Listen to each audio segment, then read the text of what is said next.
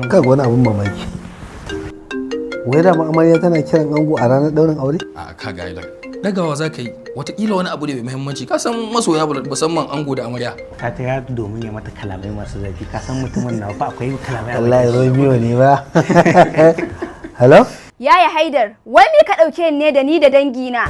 Ban gane me yake nufi mabaruka. Yanzu lalacewa ta har ta kai Haidar wai ka ɗauki waɗannan ƙasƙantattun kayan ka kawo min in saka a ranar dina na? Kamar ya? Waɗannan kayan ne wulaƙantattu mabaruka? Wannan kayan ne ke yanzu za ba mabaruka da Allah ne ya isa haka me haka? Haidar, dama ka shirya ka wulaƙanta ni ne ka tozarta ni a cikin idon mutane. To idan ba tozarci ba, sai fa da na faɗa maka ka bari za mu siyi kayan nan da kanmu. Shine zaka ce in bari zaka kawo da kanka ashe waɗannan kaskantattun kayan zaka kawo min kasa ana ta nuna ni a dangi?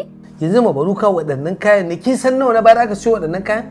Yanzu waɗannan kayan su ne ba su da kima mabaruka. Yar wace ce ke? Me kike ɗauka kanki ne? Wace ce ke? Haba dan Allah mabaruka. Wallahi Haidar akan waɗannan magana kayan sai dai a fasa ɗaura auren nan. Kuma kar ka taɓa tunanin da wasa nake maka. Kamar ya? Haidar, wallahi a yau wannan auren da za a daura shi sai dai a daura maka da wata amma ba da ni ba na fasa. Kin fasa? To dalla ki fasa din mana ke dalla saurara mun dalla. Dalla isaka.